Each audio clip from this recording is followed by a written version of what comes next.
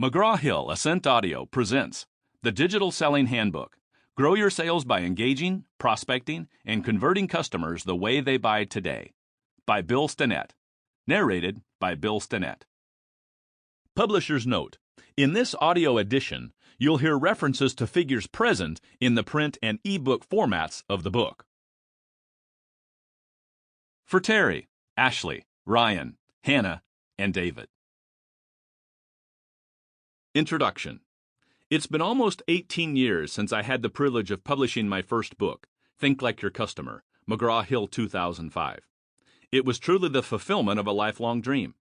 I didn't know it at the time, but that experience would change my life forever. That book was eventually translated into 9 languages, and as I've traveled the world speaking and training for nearly 2 decades, I've been constantly amazed by how many people say they've benefited from reading it.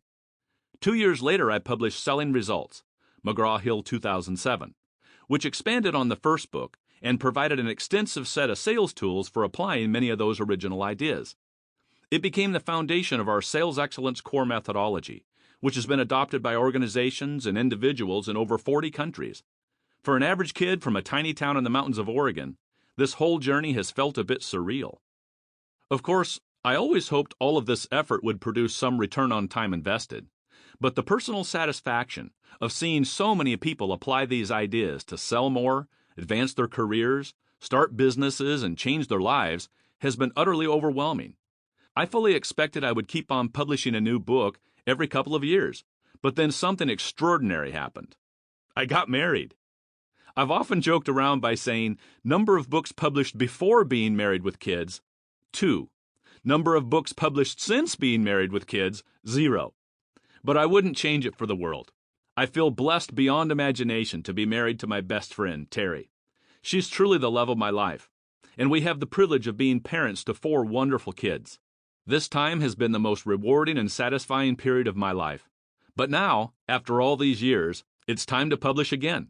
I'm like a rock band that finally got around to releasing their 3rd album. Yay! In this brief introduction, I want to answer 4 important questions that you might be asking. 1. Why do we need another book on sales? 2. Who is this book written for? 3. What is covered in this book? 4. What will this book do for me?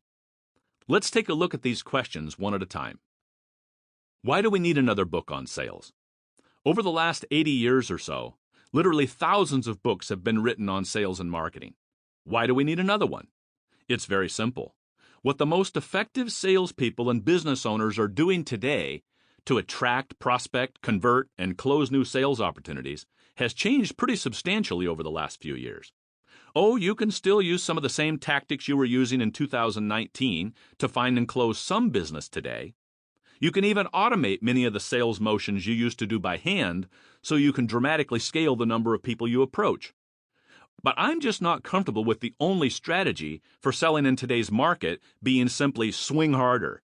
Seismic changes in the socio-political climate, the business landscape, as well as the rapid proliferation of communication technology have dramatically changed the way our customers explore solutions to their problems and work through a buying process. This means we really have no choice but to change the way we engage with them, or we will be summarily left in the dust. Everything I write and create is based on personal first-hand experience, learning and applying new ideas and new technologies on a daily and weekly basis. I am as involved in day-to-day selling as I was when I started my first direct sales job at age 22. I choose to be. How can I have any credibility helping other salespeople and business owners create and close new business in today's marketplace if I'm not doing it myself? What I'm doing to forge new relationships and lead prospects through their discovery process today is dramatically different than what I was doing just a few years ago. I've read more, studied more, and experimented more in the last 3 years than I ever have in my life. In fact, I'd say about half of what's in this book I didn't even know 36 months ago. I'm going to share as much as I can of what I've learned about selling in today's digital-first world so you can benefit from it too. Who is this book written for? Before they publish anything, any good writer should think about exactly who their audience is going to be. They need to be able to answer this question: who's going to read this, and what will they be able to get out of it? With that in mind, my target audience for this book is those people who fill a specific function with any or all of the following objectives: influencing customer perception and persuading customers to draw new conclusions and literally think differently; communicating with customers, either verbally or in writing, via any given communication medium before, during, or after the sale; creating sales opportunities by helping customers conclude that they need help; demonstrating and presenting products and services as solutions to specific challenges that customers face; helping customers work their way through their own buying process, from the earliest recognition of a need, or even before, all the way through closure and beyond; maintaining relationships with customers who bought, and even prospects who didn't, until the next opportunity to serve them comes along; leading or employing a team, doing any of the above. With that in mind, the roles for which this book is perfectly suited include CEOs, presidents, CROs, and VPs of sales; marketing executives; sales directors and managers; account executives, AEs; sales development reps, SDRs; business development reps, BDRs; account managers, AMs; channel sales managers, customer success managers; solutions architects and product specialists; pre-sales engineers and post-sales consultants; entrepreneurs and solopreneurs; business owners and managers; sole proprietors; marketing professionals, marketing consultants; advertising agencies and copywriters; independent sales representatives; distributors, dealers, agents, and resellers; recruiters and staffing professionals; consultants and consulting partners. I also hope to support and even inspire those in the role I like to call the sales entrepreneur. These people usually come in one of two flavors. The first is made up of sales professionals working within a company who are willing to run their defined market or sales territory as if it were their own business. The term intrapreneur has become popular to describe a role where personal ownership of plans, strategies, and outcomes is encouraged. I'll be talking much more about this throughout this book, but I believe that truly standing out in a world full of so much digital noise requires an individual to be willing to step up and build a personal brand as the go-to resource for their target customers. Sales professionals who approach their role like they're the CEO of their own company act and sound entirely differently than a typical sales rep. The second flavor of sales entrepreneur is the rapidly growing ranks of the independent sales contractor. In recent years, we've witnessed the phenomenon of record numbers of corporate professionals resigning their positions to start their own company. Just as many have started their own part-time business on top of working their day job. Last year alone, the number of new business applications filed in the United States was over 5.4 million, up over 1 million applicants from the previous year. Futurists are now predicting that many more corporations will be moving toward a model where their sales teams will be comprised primarily of self-employed subcontractors as opposed to direct common law employees. We actually have two different but similar models for this already. One is the manufacturer's rep, which has been extremely popular for decades. This is especially common in industries like apparel, groceries, and hardware, where manufacturers engage a third-party representative to promote their products to regional distributors and local retailers, for example. The other model, which is incredibly pervasive in the technology space, is one where solution providers offer their products and services through value-added resellers, VARs, dealers, agents, distributors, or the more generic term, channel partners. Some of the most successful technology companies in the world have built their business models exclusively using the channel model. And Forrester Research recently released findings showing that a whopping 75% of all sales today flow through some form of distribution channel. The evolution toward what is being called the gig economy, where individuals are contracted to perform specific tasks or complete defined projects, is becoming commonplace and will likely become more so within the arena of sales and marketing in the coming years. This model makes sense for self-employed sellers and marketers who want more control over where they work, when they work, work-life balance, etc. And it makes sense for many companies that want to reduce the risk and the expense of hiring people directly, as well as the liability and financial obligation of long-term employment. It's a win-win. Whether you're a corporate employee, an entrepreneur selling solutions that your own company produces, or you are representing the goods and services of others, this book has been written with you in mind. I've endeavored to make this relevant to sales pros and business owners alike by combining my own background in corporate sales, my experience as a small business owner, and my knowledge from over 20 years working with a client base of companies ranging from one salesperson to thousands. What is covered in this book?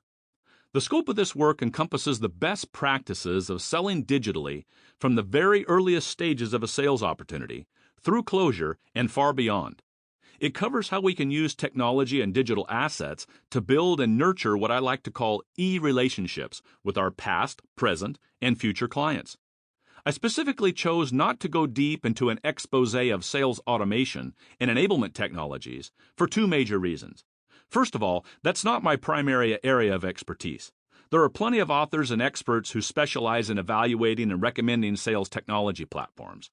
My work has always been more in the area of understanding how customers think and teaching sellers how to influence their customers' thinking and behavior throughout the overall buying process. The second reason I won't spend a lot of time on the composition of your sales tech stack, as it is frequently called, is that by the time this manuscript becomes available in bookstores or online, the technology and the players providing it will probably have changed substantially. The focus of this book is more in the substance of how you sell using technology, not the technology itself. Here's just a tiny glimpse into what each chapter is about. Chapter 1. Selling the way customers buy today. This first chapter is designed to lay out the foundation of the topic of digital selling and why embracing it is so vitally urgent today. It also serves as a bit of an executive summary for the entire book. If you can only make time to carefully listen to the first chapter, you'll walk away with a ton of new ideas that will cause you to re-examine how you sell in today's digital-first environment. Chapter 2. Engaging customers early in their digital buying process. This covers how to connect and build relationships with prospective buyers long before a sales opportunity even exists, and ideally, before they even know they need to consider buying something. We'd ultimately like to be the company that is helping individuals and organizations conclude that they need our help in the first place, and in doing so, become the benchmark to which all other would-be providers are compared. Chapter 3. Mastering Digital Selling and Content Development. The third chapter is about writing and creating sales content. If you're familiar with the term content marketing, you know the power of engaging prospective buyers by educating and informing them as opposed to just advertising to them. Selling with content is a way to help customers reach specific conclusions that are part of their overall buying and decision-making processes. We use content to do the same selling we would do if we were meeting with them in person. I assure you, this approach is a total game changer. Chapter 4. Designing Your Digital Selling Engine. Here's where we dig deep into the various platforms and tools you can employ as part of your overall digital selling strategy. We'll look at the various kinds of technologies you can use to attract, connect with, converse with, and communicate digitally with customers, including several of the most popular platforms available at the time of this writing. Chapter 5. Building e-relationships throughout the digital buying journey. This chapter contains as many strategies, tactics, tips, and techniques as I could pack into it. We'll talk about how to lead prospective clients from being a total stranger to a social connection to having a live conversation. Then we'll talk about how to convert them to happy repeat customers and even market ambassadors, helping you get the word out to other people who can potentially use your help. Chapter 6. Creating a magnetic personal brand. This is my favorite chapter. In today's digital marketplace, it's not easy to stand out among so many other voices vying for your customers' attention. The key is to differentiate yourself by letting your customers get to know who you are as you earn trust, credibility, and preference for doing business with you. If you start to lose momentum as you listen, make sure you get to Chapter 6 before you run out of gas. You don't want to miss it. Chapter 7. Sales Prospecting in a Digital World. For those who are responsible for outbound prospecting, I've laced every chapter in this book with highly actionable ideas and advice for you. But Chapter 7 is where we go deep into the strategy of targeted prospecting, with ideas about how to approach senior executives and how to create a 30-day prospecting plan. There's even a section on the psychology of overcoming what's keeping you from doing the prospecting you already know you need to be doing. Chapter 8. Managing and Closing Deals Digitally.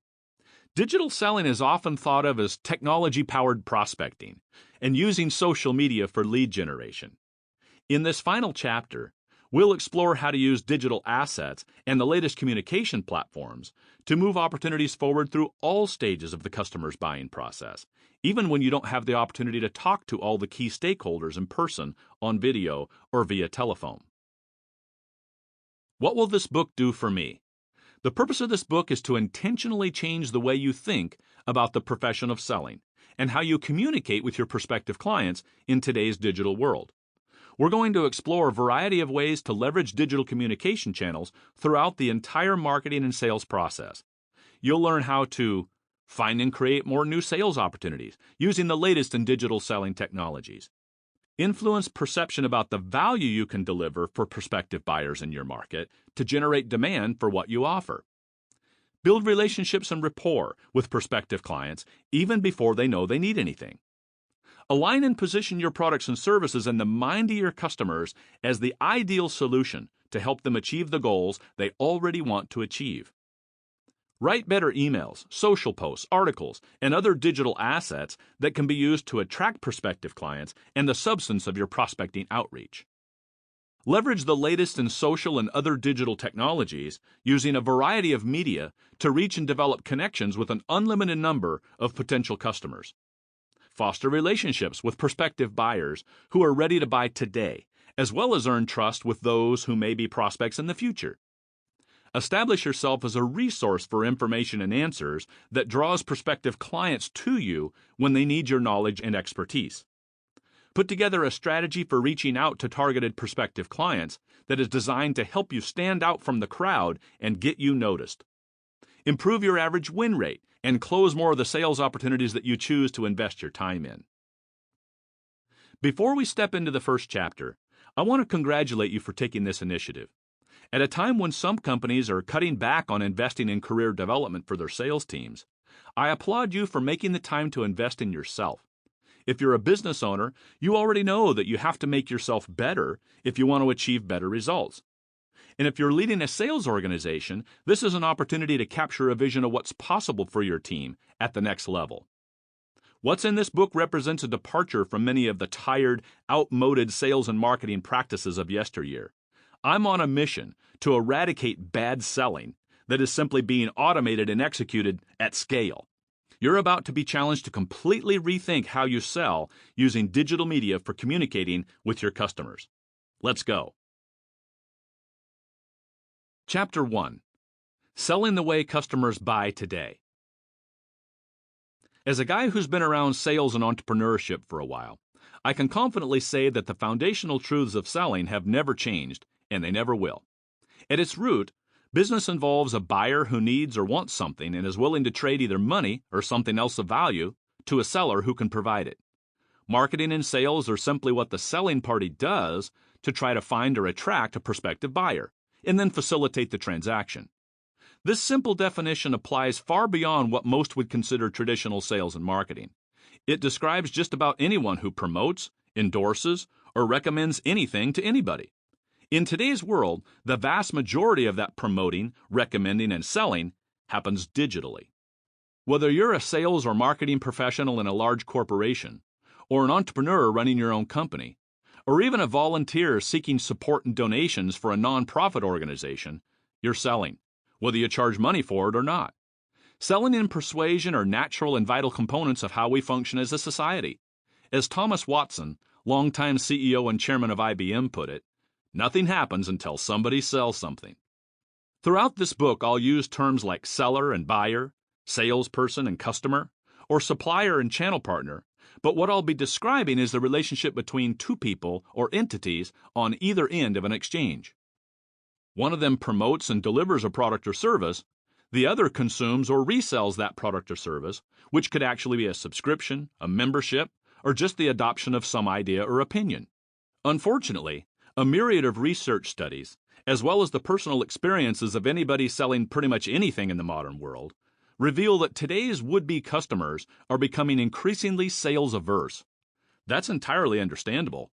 Every one of us is being sold to all day long, every day on billboards, TV, radio, podcast, Facebook, YouTube, and even at every gas pump. If you stand still for even a few seconds, somebody will try to pitch you on something. As selling and promotion have become more automated and mechanical, prospective buyers have become more closed and guarded. People are mastering the art of avoiding advertisements, screening phone calls, and ignoring unsolicited correspondence. They're more and more resistant to engaging in a live sales conversation that they themselves did not initiate. That means those of us who make a living promoting a product, a service, a skill, or an idea will have to adapt to survive. The way customers buy today. In years past, salespeople had far more latitude and opportunity to connect and meet with their customers face-to-face. Meetings at the client's office, trade shows, industry events, meeting up for coffee, business lunches, networking groups, tickets to sporting events. For decades, these were the norm. More recently, salespeople have seen a sharp decline in the number of opportunities to spend quality time with prospective clients for a variety of reasons. Over the last decade or more, many companies have begun adopting policies that don't allow their employees to accept free meals, trips, or entertainment of any kind to avoid any appearance of impropriety. Over the past few years, community health guidelines put severe restrictions in place that left the majority of people in many industries working from home. As a result, the business world had no choice but to adopt a variety of virtual communication tools and collaboration platforms. This obviously produced a massive shift in the way business people interact with each other and with their customers. One could argue that those restrictions simply accelerated the natural adoption of live video and other virtual collaboration tools that businesses would have eventually embraced anyway. But the long-term effects of that experience have left a huge percentage of people far less willing to meet with a salesperson face-to-face, and interestingly enough, even less likely to have a conversation via live video or telephone. That is, unless they've already determined that they might need some help that the salesperson's company can provide. The majority of today's buyers show a strong preference for digital interactions, whether to avoid health risk, reduce the use of fossil fuels, save time, or simply to not have to change out of their pajamas. With less and less opportunity for personal interactions, we have to reimagine how we get to know our customers and how we enable our customers to get to know us. According to the latest research from Gartner, only 17% of the time a B2B buyer invests in a buying process is spent engaging with potential suppliers. Another 27% of their time consists of doing online research, 22% meeting with their internal buying group, and 18% doing independent research offline. The balance includes other tasks like obtaining approvals and purchasing. Now, if that buying group happens to be talking with and vetting 3 different would-be suppliers, that means each vendor could get as little as 5 or 6% of the customer's time and attention. The overwhelming majority of the time our customers invest in their buying process is not spent talking to us. Rather, it involves collecting, analyzing, and discussing information and ideas from who knows what sources while we're not even around. This means, if we're not willing to leverage digital media to continue selling in between the few meetings we're able to get with our customers, we lose the ability to influence perception and help them draw favorable conclusions during 94% of their buying process. If that doesn't get your attention, I'm not sure what will. This kind of modern-day reality makes this topic of digital selling worth taking seriously, wouldn't you say? This book will be an exploration of how to use a variety of digital communication platforms to attract prospective customers and create new sales opportunities. But just as importantly, we'll investigate how to leverage digital assets to continue to influence and persuade customers throughout all stages of their buying process, whether we're granted the opportunity to meet with them or not. The human side of digital selling. Here's an interesting bit of irony. The vast majority of buyers, as many as 92% in one study, express a preference for virtual interactions with sellers. However, the same buyers report an interest in doing business with real human beings they can relate to. Your prospective clients need and want real answers to real problems provided by a real person. But they want it on their terms and on their timetable. In essence, they'd like to feel what it's like to be your customer before they commit to anything, and ideally, without even talking to you. Now more than ever, People are attracted to individuals and brands that share their values. Modern buyers crave authentic human interactions with sellers who are genuine.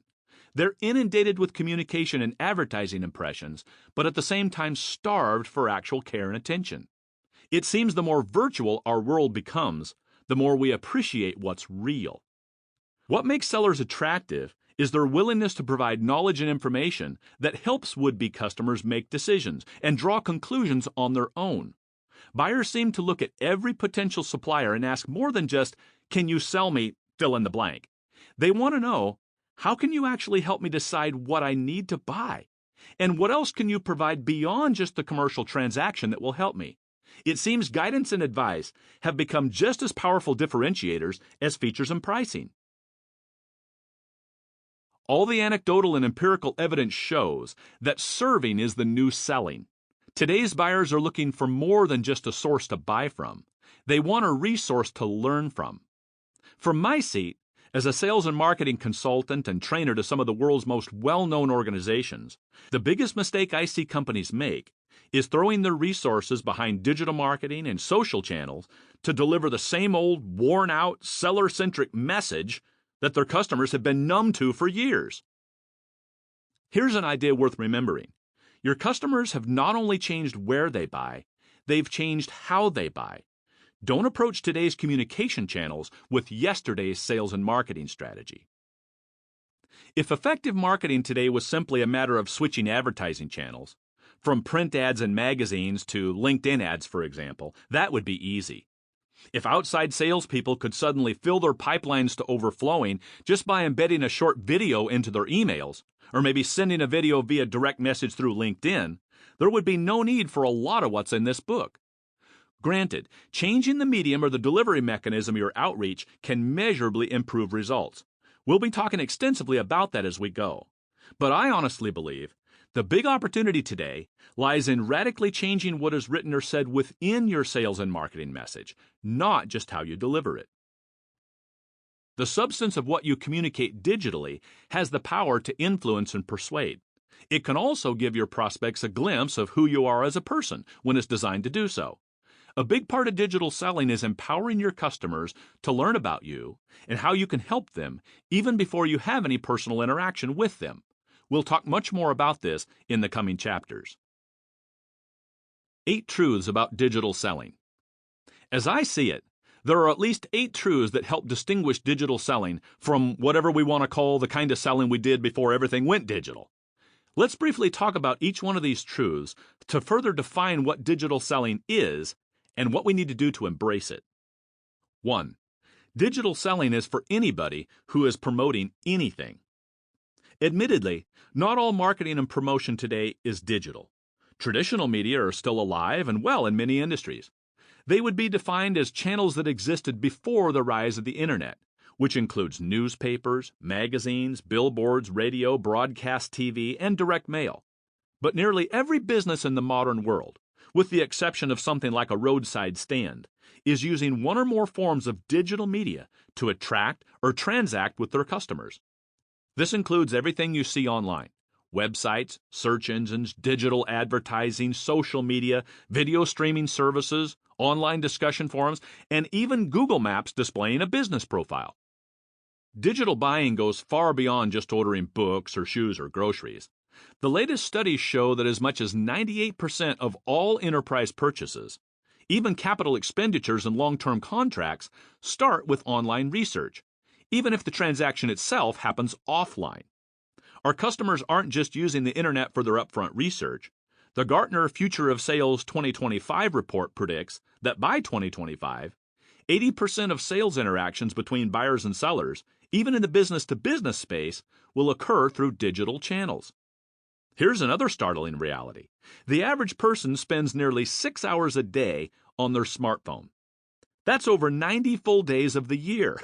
If you factor in an average of 8 hours of sleep per night, we're spending over 37% of our waking moments, or every hour we're awake from January 1st through May 15th on our phone. Heaven help us.